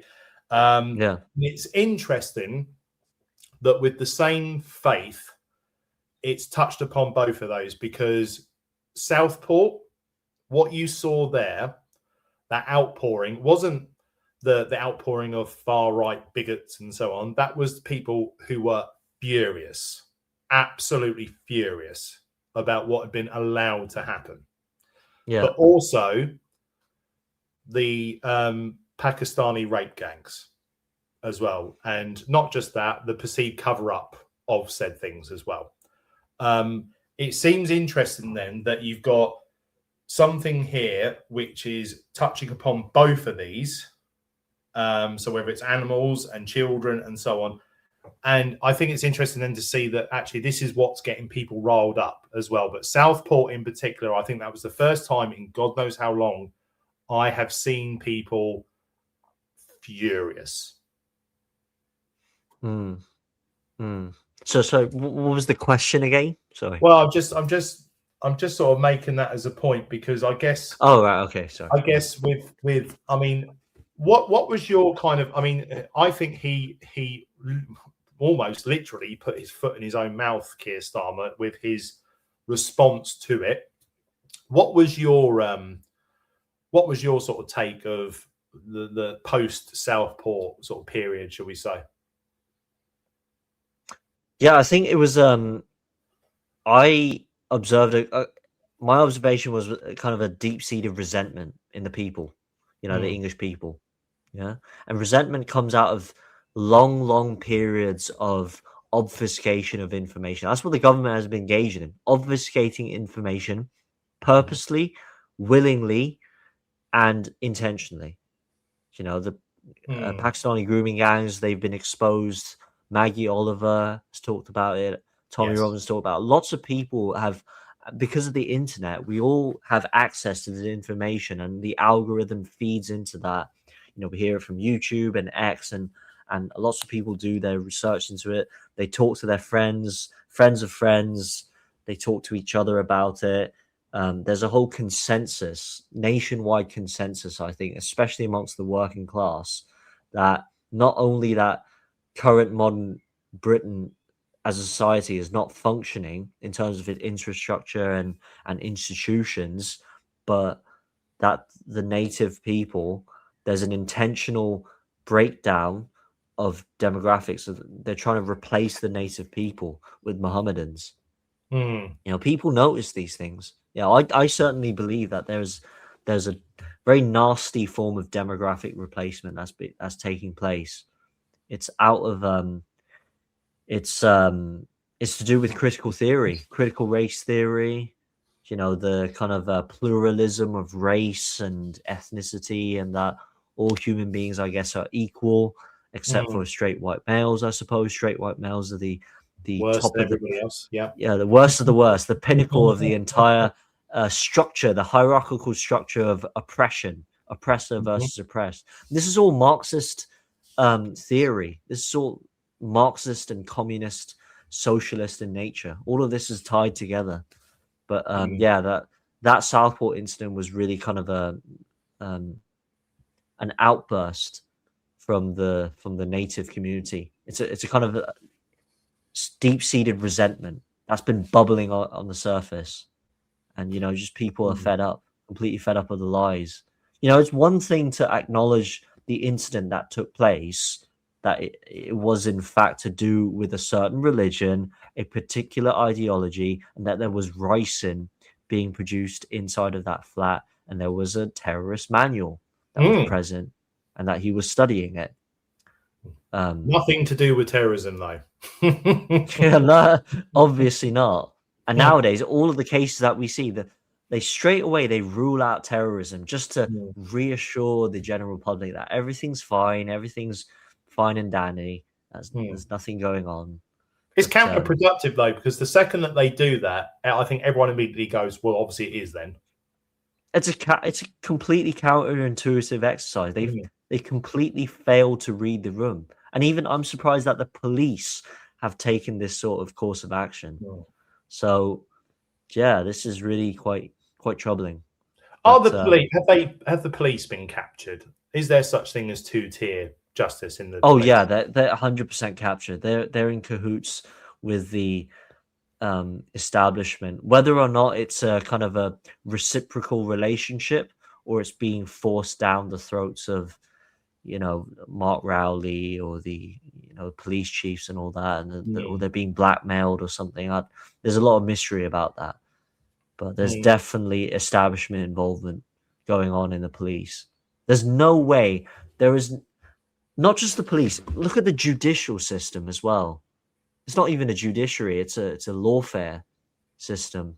You Mm. know, if you put yourself into the shoes of a modern British judge, and they judge a case of whether or not an Afghani family should be deported, do you know what? What would be a real good justification of why they should stay in the country? Why shouldn't they be deported? Because the father's son doesn't like chicken nuggets belonging to his source country. How brilliant is that? Do you know Mm. what? That's a great. That's something I never thought about. Chicken nuggets. Boy, do they taste good in Britain. They're absolute shite, by the way. And also, wasn't it the fella who was done for paedophilia but refused to be deported because he'd miss out on time with his children? It's like, yeah. Yeah, let's look at the let's flip open the pages of the ECHR. Oh yeah, Article 8. It says that an individual has a right to family life. Absolutely. I think people are just frustrated. I think people what Southport does to me and the Unite the Kingdom marchers, it gives me hope. It gives me hope that, do you know what? If this country, this sleeping giant, is roused enough, it can pop if it wants to. The problem is that we're now getting commentary online about, well, the savior that we're supposedly going to need, which is on the right, that is now being split. Do you think the right is being split? Okay. So I have a number of thoughts about this, but on the whole, you know, my own thought about it is that this whole this whole project that we're involved in, it's all a kind of a jigsaw puzzle, and all the pieces are aligning together, but they're just fragmented at the current, you know, at this current moment. So, you know, advance UK and restore Britain and reform being all divided and the vote being split. I think there will come a time where things absolutely, you know, the people are dragged down to the bottom of the pit, and this country just goes into either economic recession or there's something really dramatic happens. Some people call it mass civil unrest or civil war. I think various forces that have, or political entities that have kind of sparse agreements on the general fundamental ideas and the fundamental notions of protecting Britain will fall in line and come together in some way, shape, or form. I think there will be a kind of a harmonious gathering of all the political entities. I don't include Reform, by the way. I think Reform, they've been sold off to the establishment. I think Nigel Farage has been compromised and he's basically absorbed Reform into the Uni Party. It's just that the individual elements within Reform are good people and that they're passionate about protecting the interests of the country. But and it's such a shame because so many people, including myself, were celebrated when, oh, thank God, there's another alternative. You know, there's Reform. We've been hoodwinked. We've all been. I was a Nigel Farage kind of not fan, but he was. I think he was a political hero for me. But yeah, and little did I know. But the madness I mean, I don't know if what optics they have gone for with the taking on people from the Conservative Party, active members of the Conservative Party who were there during all the issues that we're now talking about and architects of the issues that we're talking about. Yeah. I don't understand the optics for Reform, to be honest with it's ridiculous. It's absolutely Nadeem Zahawi. I just think it was the cherry on top of the cake, the really rotten cherry on top of the cake.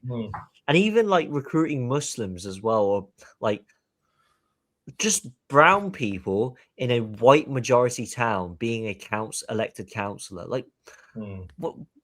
Where is? Have you actually done your research? Do you honestly think that in a 96% county or town, 96% white county or town, white English, that particular brown person was the perfect candidate for the cow. I just don't believe it. You know, I just think they're kowtowing to the establishment. I just honestly think they're being DEI compromised. But Yeah. But as I said, this jigsaw puzzle is going to be put together in place. I think Humpty Dumpty, all the pieces will be brought back together again. But a lot of people, I think, are being misguided out of desperation. Not because they're bad people, not because they're stupid. It's just they're so desperate for change in this country that they're looking for that one savior, that one political entity to save them, whether that be Reform UK, Restore Britain, or UKIP even, or Advance. But I'd say, for me personally, I don't look at things like that. I don't look at one savior or one person being that man to restore or revitalize the greatness of Britain. It's really all of these jigsaw pieces coming together. So Rupert Lowe, I think he has good intentions. I think what he's doing is really brilliant. Ben Habib as well, and Nick Tenconi. It's just that they're part of a wider project. They're part of a wider picture. They're not the complete picture. Don't depend solely on Nigel Farage, Rupert Lowe, Ben Habib, Nick Tenconi on solving the issues, because at the end of the day, why should we be depending on politicians to fix our issues? Why can't we depend on ourselves? You know, it's not self-discovery. Sorry. I guess the only thing is that introspection. You know, make yourself a model citizen of what you want the country to become. Don't just wait for the politicians to solve it for you. Start right now. You know, go out and I guess, to be honest with you, I think the thing do some good in the community. I think the thing I do like about what Restore are doing, and I know I keep mentioning them, but I do what I'm seeing is promising, but I have been hoodwinked before, so I am aware of that. What I am liking, though, is their desire to have candidates in areas that are A, from that area, and B, have some kind of, whether it's business acumen or anything like that. These are not just career politicians who let's be honest, they don't know anything about anything. That's becoming apparent. I think it is this understanding of, look, in your community, if you need things sorted out, you need to do it within your community, and you need a representative from your community to lead that. And I think that is what's quite good. So not everything's coming from Westminster, not everything's coming from wherever. You are sorting things out in your own community. And I think that is the way that we can get these places back to where they need to be. Yeah, local representation, that's the key. Yes. But as I said again, like this is part of a wider picture. So it's not just political, it's cultural, it's spiritual. And I think, well, for context, I was part of Advance UK. I still am until my membership expires. I think it's in June or July. I won't be renewing my membership for Advance. I won't be joining Restore. I support everybody, really. I support everyone who's part of the project. But what I will ask you is to turn it back on, not in any with bad intents or purposes, but to turn a question on you. What do you believe in? Why do you support Restore? What is Restore Britain exactly? Like, can you actually describe Rupert Lowe's worldview? Do you know what he represents?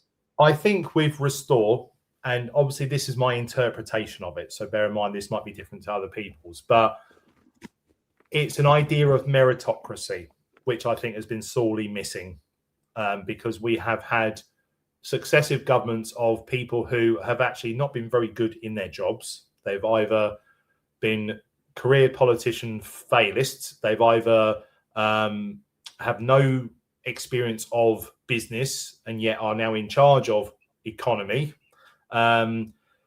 What Restore is saying to me is, okay, look, we want people to be able to live their lives undisturbed in a true Christian, even if you're not Christian, but a Christian themed, a Christian society, and one where you're not ashamed to be English, which is what they're trying to make us be within our own nation.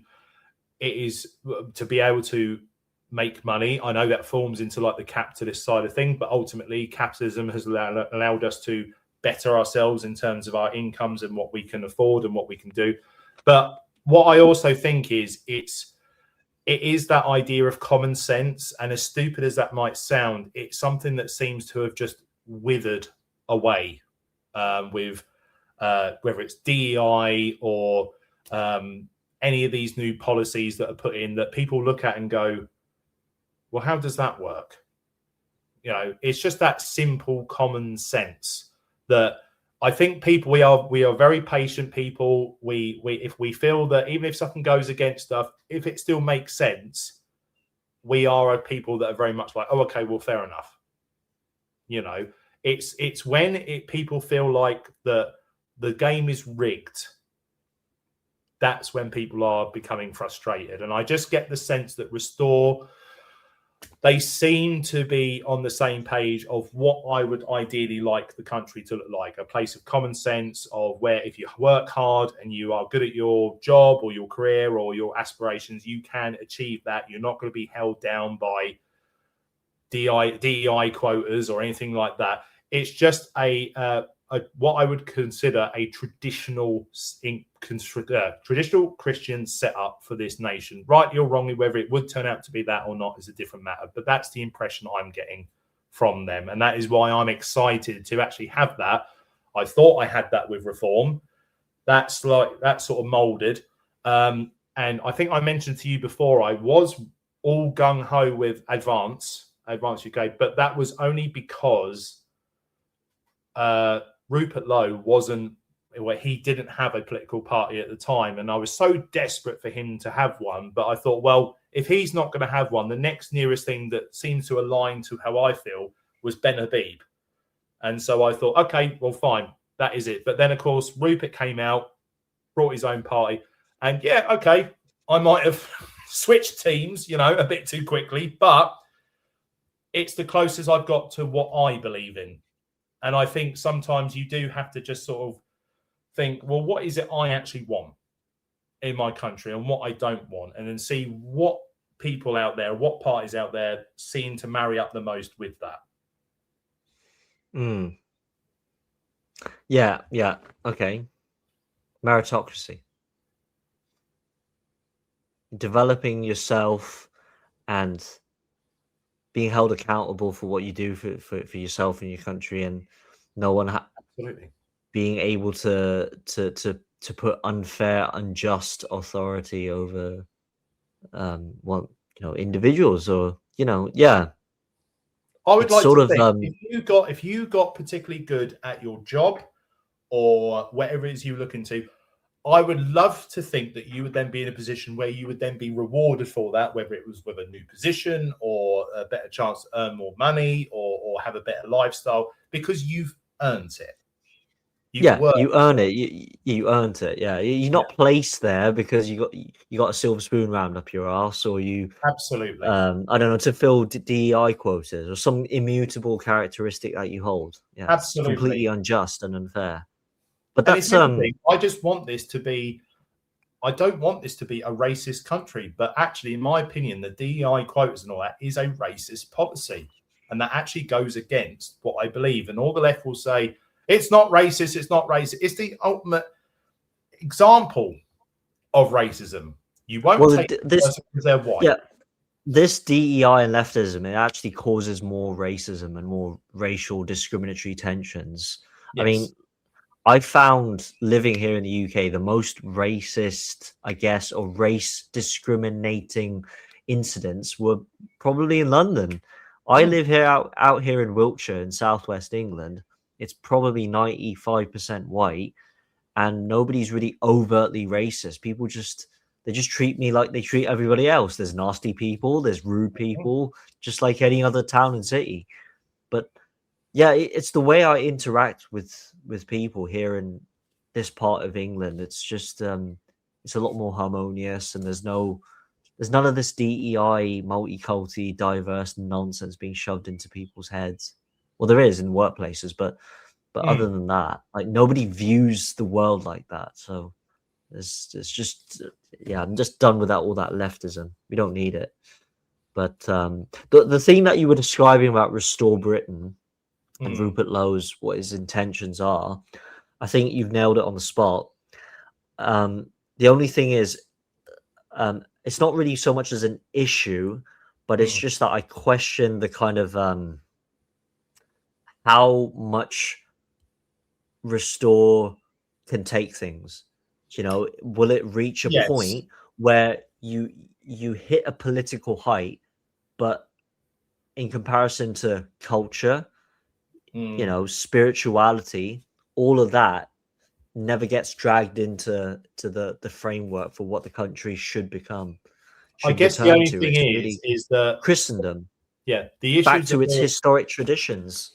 the issues that we're experiencing now didn't just appear overnight. They were a small incremental thing that came in over time, and maybe the counter of that is going to be small. It's going to be small. It's going to be difficult, as Rupert Lowe said. It's going to be hard. It's going to be a really hard battle. I don't even think things are bad enough. I think things are going to get a lot worse economically, culturally. There's going to be a lot more cultural tensions, and maybe even Rupert Lowe, he said in some interviews, it might even be too late. You know, the establishment and the institutions, the central banks, they just seeped their way. You know, in Lord of the Rings terminology, the fires of Isengard, they're burning the trees of the Shire, and they've reached parts of Middle Earth that, you know, it's almost a David and Goliath kind of battle. So it's a really we have a really difficult challenge up ahead for us. But I wouldn't consider myself a nationalist per se. I'm more of a civilizationist. I think that eventually, in its preliminary stage of developing and reinvigorating the British spirit of protecting the interests of the nation state and its people, I think the UK has to eventually cooperate with the rest of Europe to defend itself against third world mass migration and the establishment blob. Like, if you just go all out isolationist and the UK can, you know, restore itself once again, you're still going to get swallowed up by this globalist establishment. They're so massive.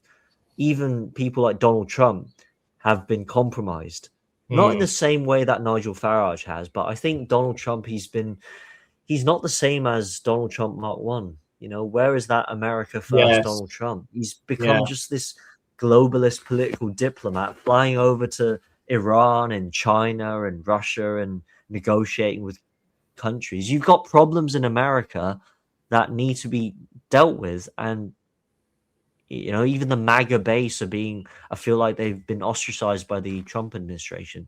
Well, I guess the only thing with America is, the only thing that I would say about them is that they are very much, I mean, their Republicans are more right wing than our conservatives, in all fairness. And you find that in America, with their election cycles, they do tend to flip flop continuously between the two when it comes to elections. So they say Republican, Democrat, because they always seem to forget how bad it was the previous time. If we could somehow have it so that we had successive governments that were at least more right-leaning than others, then at least with a continual chipping away at the stone, you would like to think that that's how the culture changes over time. Because if we keep having, I mean, we've had successive Conservative and Labour governments who, in all fairness, are both left. They're not right or central even, which is why this environment has been allowed to fester. So if anything, you almost need the nation to be sort of encouraged to keep voting in more right-leaning parties. They don't have to be right-wing, but more right-leaning, so that eventually the whole narrative starts to shift away from the Zach Polanskis of the world and more into what I would say common sense. Yeah, so about this left and right thing, I don't actually perceive things as being left and right. So when you reference the right wing, it's more, I think what you're referencing is really you know, in relation to meritocracy, as you were saying, it's more to do with Thatcherism. Hmm. You know, this Thatcherite libertarian. Rupert Lowe is really a Thatcherite libertarian. Hmm. It's not necessary. I don't think it's a good or bad thing.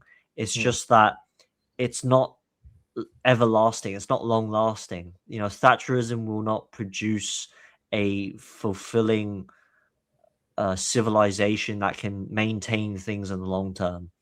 I think we have to turn back to something that's more transcendental, Hmm. esoteric, that is long lasting and has deep historical roots that taps on the subconscious and has soul in it. You know, after what Margaret Thatcher she did to internationalize this country, it's really opened up London to the central banks, and basically Yeah. the UK is really just a services based country. Manufacturing Hmm. has been completely destroyed, and it's just the UK is just a kind of an element of the globalist hub. It's there's nothing really, and this goes back to what I talked about in relation to decadence. You know, this is what creates weak societies, is when, you know, a society or a civilization deviates and walks away from its culture, its history, its traditions, and, you know, people are just out for themselves and they Hmm. have no need to care for their communities. So this prolonging or this continuation of Thatcherism, it, it might help in the short term, but the real test is for the country to uplift itself and return back to Christendom, to tradition, and for English heritage to come back as well. You know, that Absolutely. I don't think ethno-nationalism is really a real word. I think it's just used as a label to smear people and paint Yes. them in a bad light. Yeah. But yeah, in a way, I think England or Britain needs to be more ethno-nationalist, I suppose. Even though that's a bit ironic coming from me when I'm not even Anglo-Saxon. I have Well, none of this the thing ethnicity in is, my blood. right, I would want Hong Kong to be mostly filled with people who look like they genetically come from that area because Yeah, it should do. it's not a good or bad thing. It's not a good No, or evil thing. It's just no. natural. I Yes. just want Britain to return back to its natural, into a kind of a natural order of societal kind of, you know, organization. Mm, Just absolutely. let society fall back into its natural order. Yeah. Definitely. Definitely. Um, I absolutely hope everything goes well tomorrow at the Unite the Kingdom rally for you, mate. I hope you have the most amazing day as well. I'd love to be able to go, but unfortunately, things always seem to come up that stop me from going. But I will be there in spirit. Okay. Are you going to be doing any kind of streaming or anything like that whilst you're there? No, no, I won't be because I'm not a journalist. But maybe I'll commentate on it afterwards Yeah. and tell everyone about my experiences with the Che Guevara fanatics, God bless them. the communist loving tree huggers.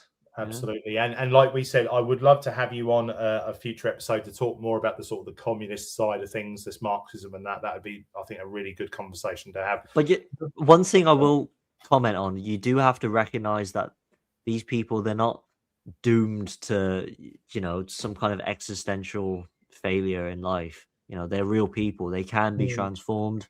I was once a lefty myself as well. Some people can Right, change. that's it. I'm ending it now. Sorry, I'm ending the conversation immediately. No, Yeah. I understand. I I understand. mean, the way Nigel Farage was saying that he'll put detention centers in non-reform councils, it's just that just feeds into more division and segregation. It's terrible, absolutely terrible.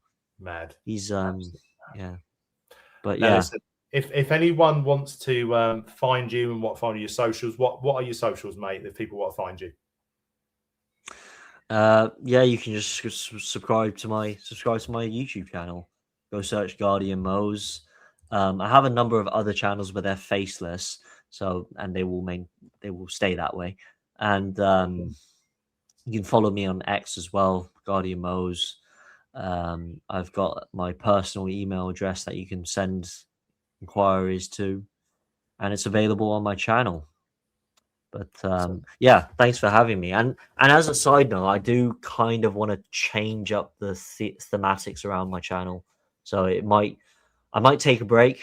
I don't know. My channel's going through some dramatic change because right now it's all really kind of reactionary and responsive. It's not really the way that I want. I want to talk more about history and about, you know, stories and the way that Western civilization is different civilizations around the world have developed. You know, talking more about history and how things have gotten to the way things are. I think that would be amazing, and I'd love to be able to see that as well. So, but God bless you. Thank you as much for jumping on. And if you are watching this and you too want to jump on the show, then please get in contact and we can have you on a future episode. But thank you ever so much, and we'll see you on the next one. Thank you ever so much.